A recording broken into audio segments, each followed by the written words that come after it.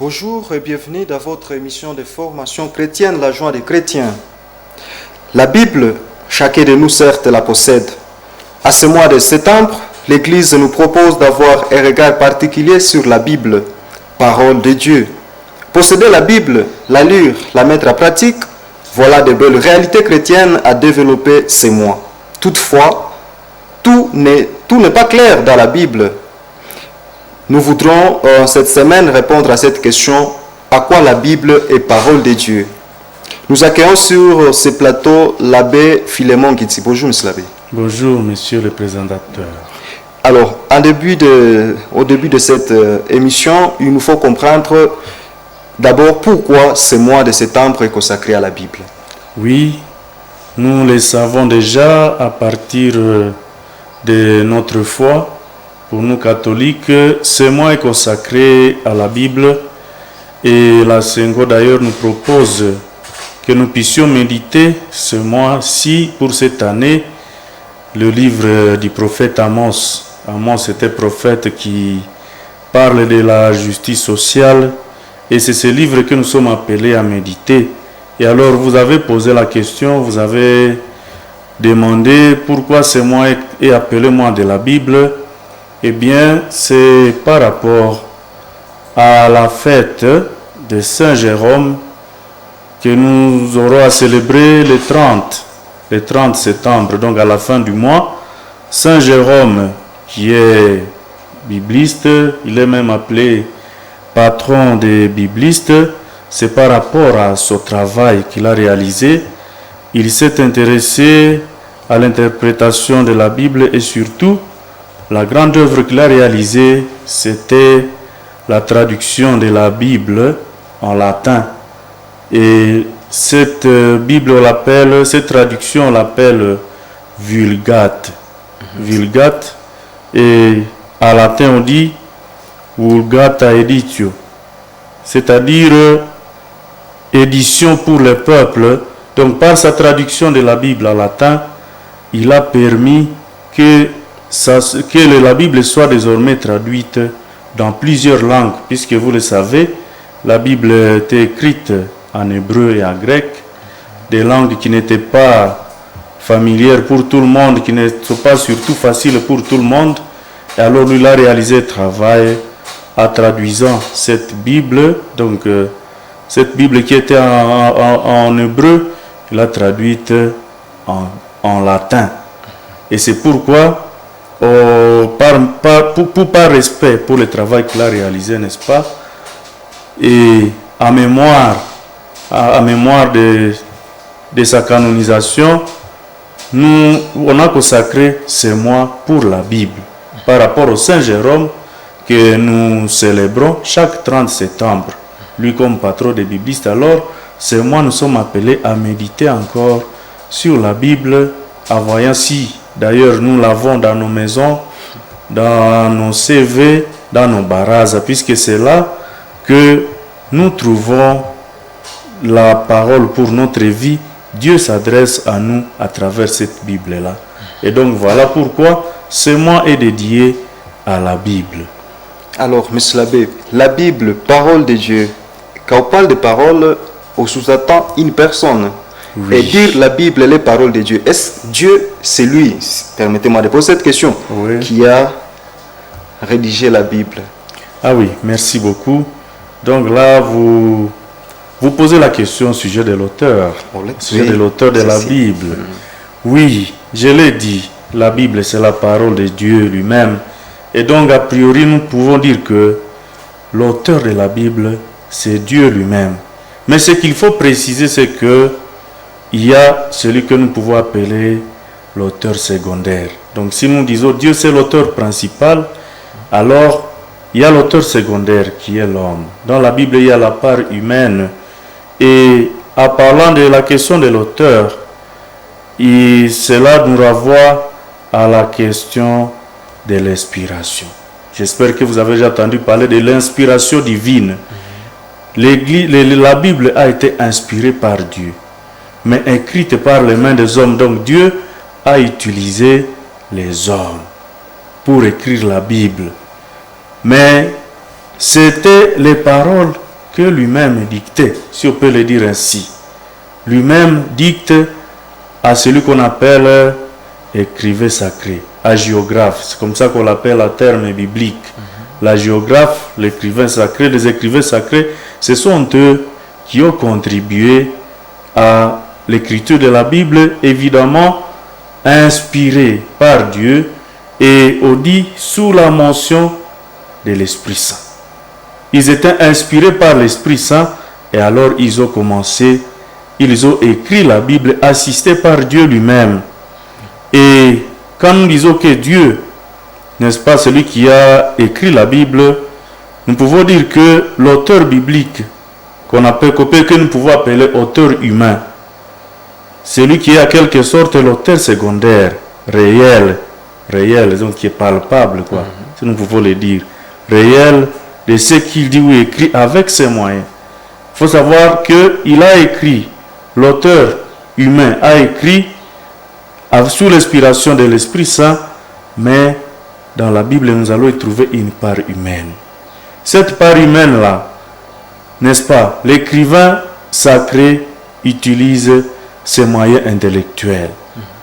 Intellectuel doit réfléchir. Il utilise les moyens littéraires. C'est pourquoi, quand vous étudiez la Bible, vous allez y trouver ce qu'on appelle genre littéraire. Les genres littéraires existent dans la Bible.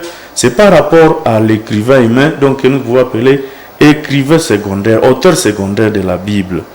Mais aussi, vous pouvez trouver dans la Bible les souvenirs de l'écrivain sacré. Ces souvenirs et parfois même les efforts personnels de recherche.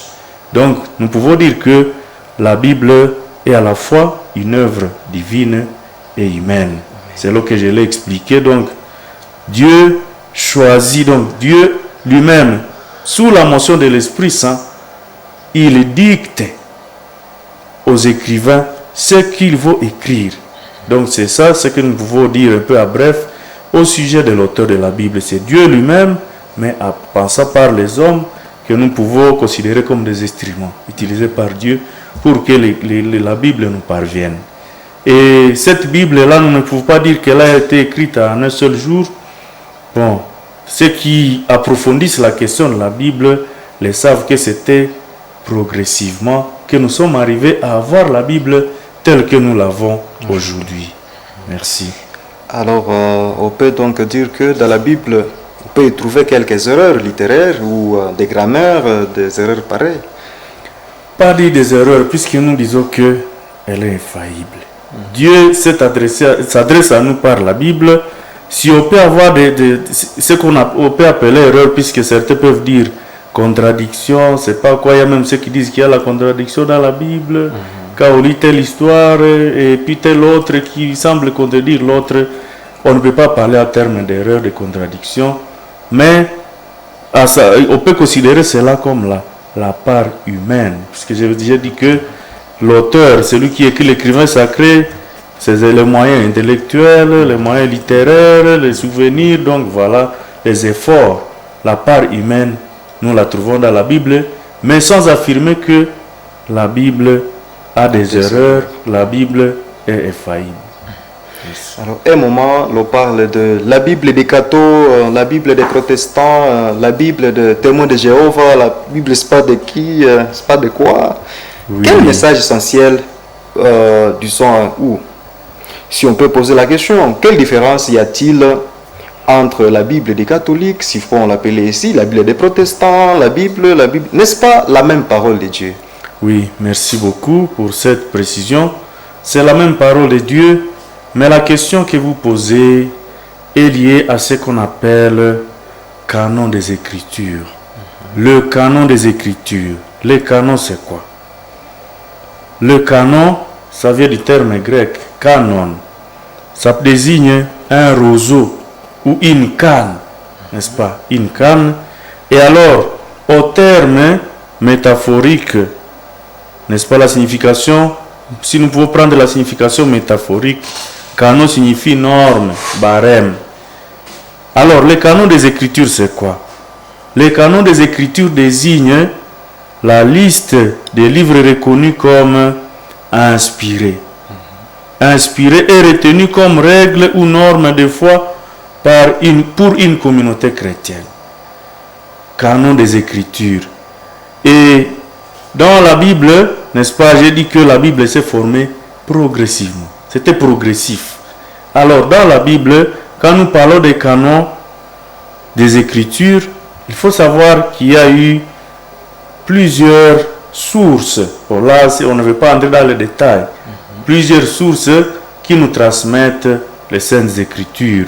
Je ne peux pas entrer dans les détails seulement. Je vais répondre à votre question quand vous parlez de la Bible des cathos, Bible des protestants. C'est par rapport au canon des Écritures. Il y a des livres qui ont été acceptés. Sans doute, on les appelle des livres proto-canoniques. Nous sommes en train de parler du canon des Écritures. Proto-canoniques sont des livres qui ont été retenus comme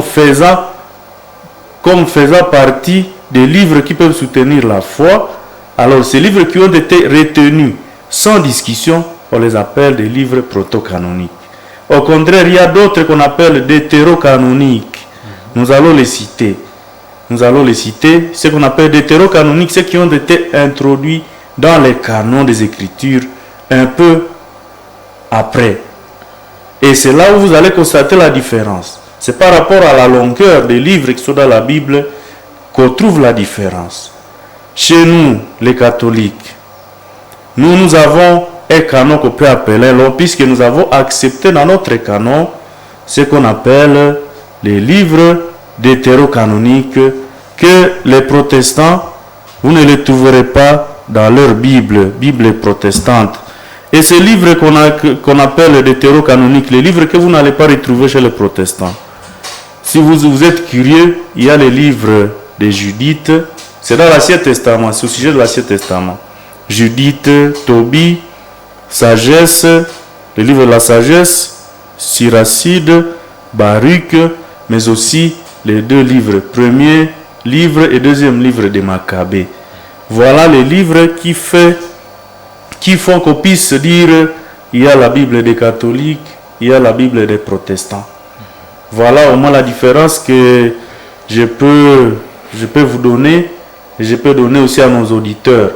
Donc quand on dit livre des protestants, disons Bible des protestants, Bible des catholiques, c'est par rapport à la longueur du canon.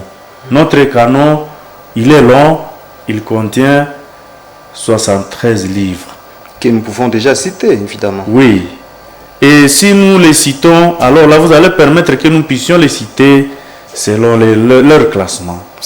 Pas de problème. Si nos auditeurs sont patients, n'est-ce pas, ça va nous prendre un peu plus de temps. Alors, les livres du canon, de notre canon, ils ont un canon qu'on appelle Bible catholique. Et là, vous avez trouvé la Bible de Jérusalem, mais aussi vous pouvez le trouver dans la traduction œcuménique de la Bible que vous appelez Tob. Alors, je vais revenir en arrière. Sur les livres là que j'ai cités, vous allez trouver aussi les livres écrits en grec. Tous les livres en grec de l'Ancien Testament, on ne les retrouve pas dans la Bible des protestants. Ce qui a été écrit en grec. Alors, je reviens sur les canons, n'est-ce pas, les canons bibliques pour nous les catholiques. Dans l'Ancien Testament, nous avons ce qu'on appelle le Pentateuque, n'est-ce pas, Pentateuque, et certains parlent des 5 livres de Moïse. 5 livres de Moïse. Alors, les résumés pour ces livres-là, nous y trouvons l'élection des peuples. Peuple d'Israël, nous en parlerons. Il y a l'alliance entre Dieu et le peuple élu. Il y a la loi que ce peuple devrait observer. Il y a aussi l'Exode comme acte de salut du peuple de Dieu. Et ces livres sont les livres de la Genèse, l'Exode, Lévitique, Nombre et Deutéronome. Voilà le Pentateuque. Il y a ce qu'on appelle livre historique. Livre historique, là vous allez trouver la royauté, la dynastie du roi David, les prophètes, la parole du Seigneur, les temples de Jérusalem, les cultes, ainsi de suite. Et ces livres sont les livres de Josué, Juges, Ruth, 1 Samuel, 2 Samuel, premier livre de Rois, deuxième livre de Rois, Chronique, premier livre de Chronique, deuxième livre de Chronique, Esdras, Néhémie, Tobie, Judith, Esther, Maccabée, premier et deuxième livre, voilà les livres historiques. Il y a aussi ce qu'on appelle livres poétiques et sapientiaux. Ça existe aussi dans l'Ancien Testament, notamment les livres de Job, les psaumes, les proverbes, Ecclésiaste ou bien Coëlette, Cantique des Cantiques, les livres de la sagesse et l'Ecclésiastique qu'on appelle aussi Siracide. Il y a les livres prophétiques. Et là, on peut les distinguer. Il y a ce qu'on appelle les grands prophètes et les petits prophètes.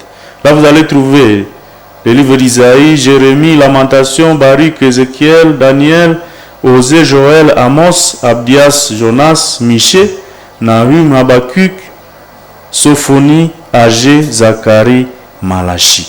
Et avec ces livres de prophètes, ces livres prophétiques, nous finissons les livres de l'Ancien Testament et vous comptez 46 livres dans l'Ancien Testament. Pour le Nouveau Testament, nous avons 27 livres pour le Nouveau Testament.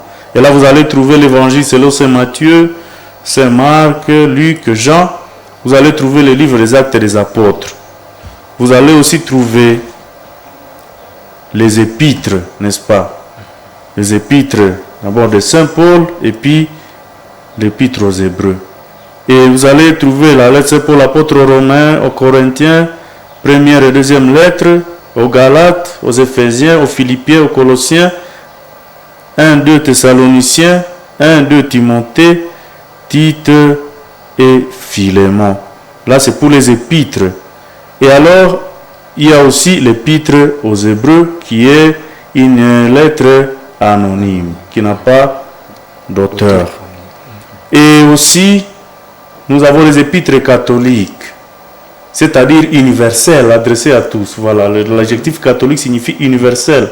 Ça ne fait pas mention d'une confession quelconque. Donc c'est universel. Et là, vous allez trouver, n'est-ce pas, Jacques, l'épître de Jacques, la première épître de Pierre, la deuxième, la première épître de Jean, deuxième épître de Jean, troisième épître de Jean. Vous allez trouver aussi Jude.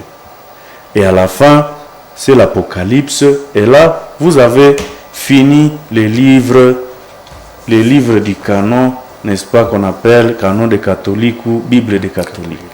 Voilà. Alors la Bible est évidemment subdivisée à des testaments, l'Ancien et le Nouveau.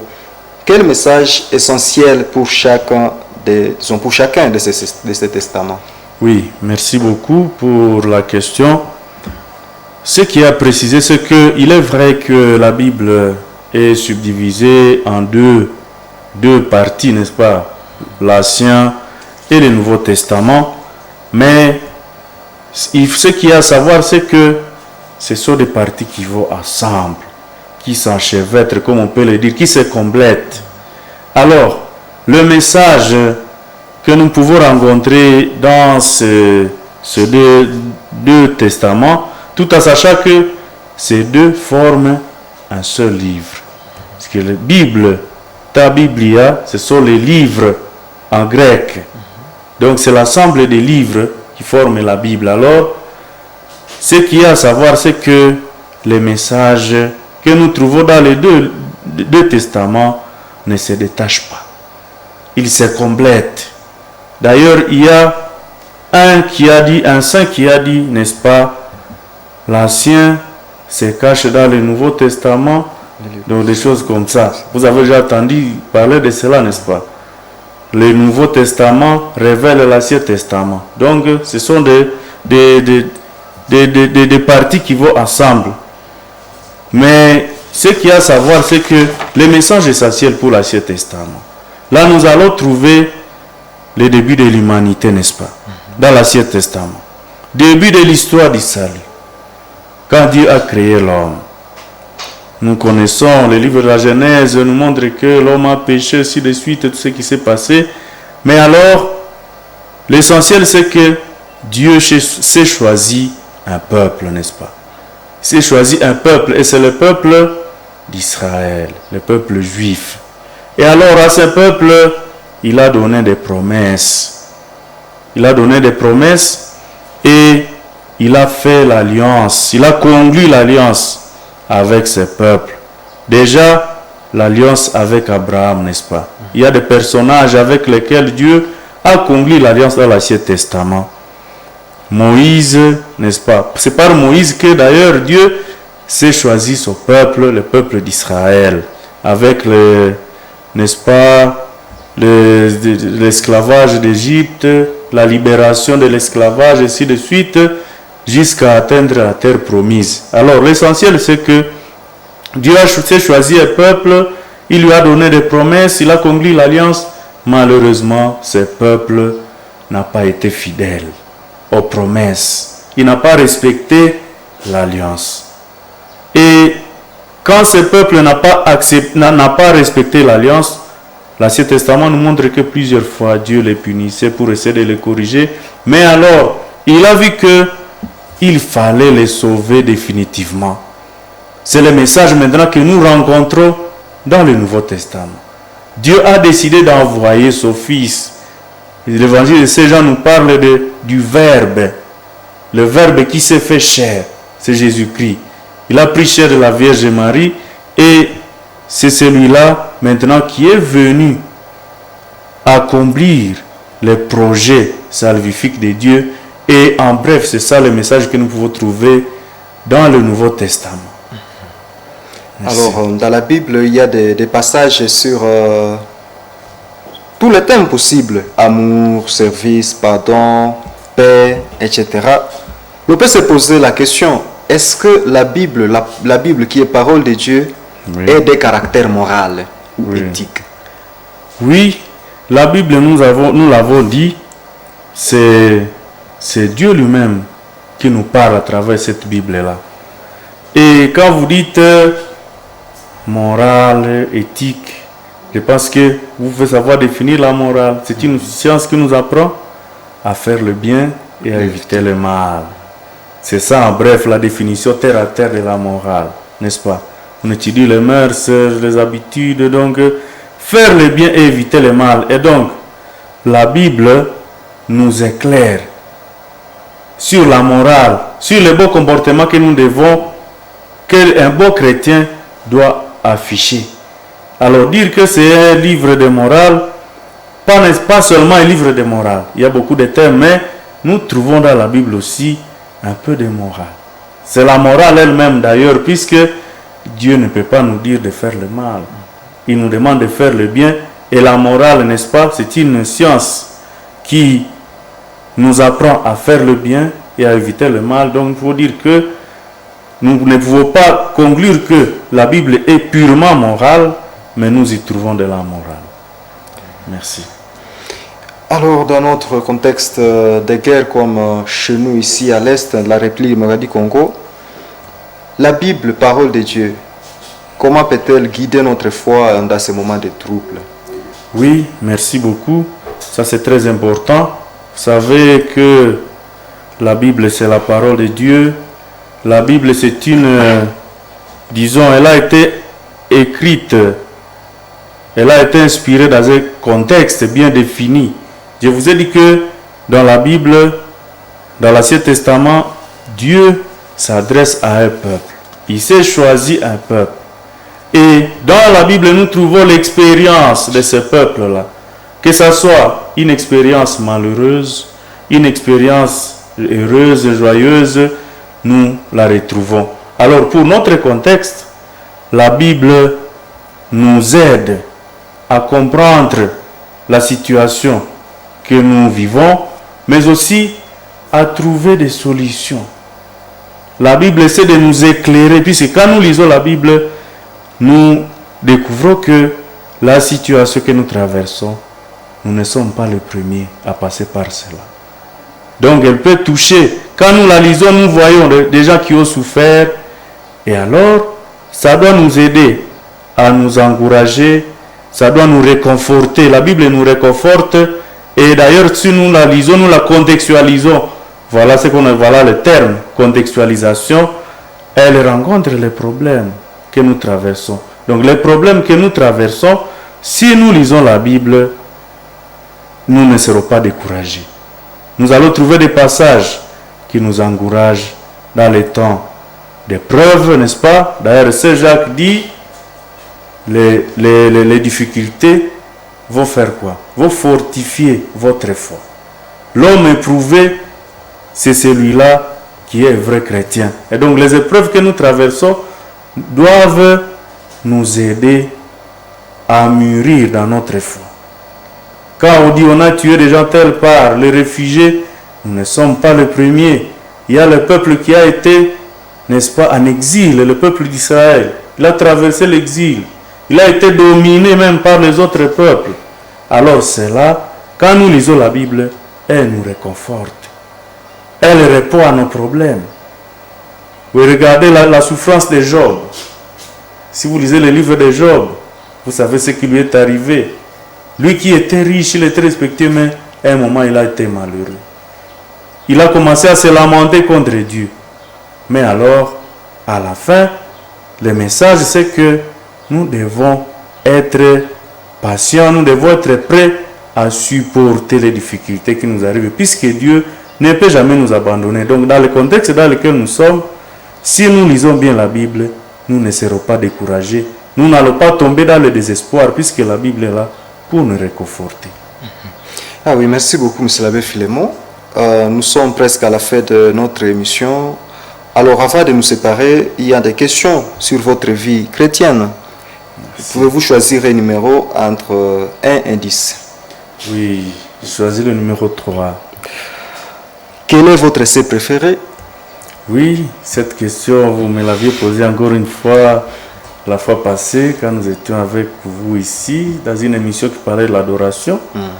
Oui, je disais que moi, j'ai pris souvent le saint qui est le saint patron de mon mouvement d'action catholique, le pape Pie X. Voilà. Et deuxième numéro? Oui, j'ai choisi le numéro 5. Avec quel objet voulez-vous aller au ciel? Quel objet? Objet matériel. Je crois que pour aller au ciel, nous ne porterons rien aussi pour aller au ciel. Seulement la prière. C'est la prière qui nous fera arriver au ciel, mais nous laisserons tout sur terre. Donc là, vraiment, je ne vois pas ce que je peux choisir pour aller au ciel. Et dernier numéro? Oui, je prends le numéro 4. Alors, 4. Qui aimeriez-vous rencontrer au ciel? Oui, merci beaucoup. Naturellement, au ciel, je sais que je vais rencontrer des anges et même les autres saints qui seront autour de Dieu, selon que les Saintes Écritures nous apprennent. Alors, M. l'abbé, et dernier message aux téléspectateurs. Oui, merci beaucoup. Nous sommes au mois de la Bible et le dernier message que je vais lancer, c'est de toujours méditer la parole de Dieu à travers la Bible et surtout à tous les chrétiens qui nous suivent maintenant de se poser la question si dans nos ménages il y a la Bible, puisque c'est là où nous trouvons la nourriture pour notre foi, pour notre âme. Donc pour les téléspectateurs qui nous suivent, je recommande que nous puissions nous approprier la parole de Dieu, puisque c'est Dieu lui-même qui s'adresse à nous. Et pour ce mois, on nous demande de méditer en fond le livre du prophète Amos pour la justice sociale. Alors, je demande à nos téléspectateurs, ceux qui nous suivent, ceux qui sont intéressés par l'émission, pour ce mois, vraiment, je les négocie. Il ne faut pas que ce mois finisse sans qu'on ait touché la Bible, ne fût-ce que la toucher. Si on n'a pas trouvé le temps de la lire, au moins la toucher, mais aussi voir comment nous la gardons dans nos maisons, puisque parfois elle peut être confondue avec tous les livres de nos ménages, ou peut-être qu'il y a déjà la poussière, peut-être qu'il y a déjà du sombre dessus. Alors c'est le temps de nous approprier encore cette Bible-là et surtout la parole, puisque je sais qu'il y a la formation qui est en train de se faire par-ci par-là dans nos différentes paroisses, selon les communiqués pastoraux de Monseigneur l'évêque. Alors, je demande à nos téléspectateurs de prendre du goût pour la Bible, pour l'étude de la Bible. Et il y a même là où on a créé des cercles bibliques qui nous sont animés par nos biblistes qui sont théologues, mais aussi l'abbé Mouhondia Joseph qui est au sanctuaire. Et donc, je demande à nos téléspectateurs de s'intéresser à la Bible et surtout de s'efforcer de la voir dans leurs différents ménages. Ok, merci beaucoup, M. l'abbé Philémon.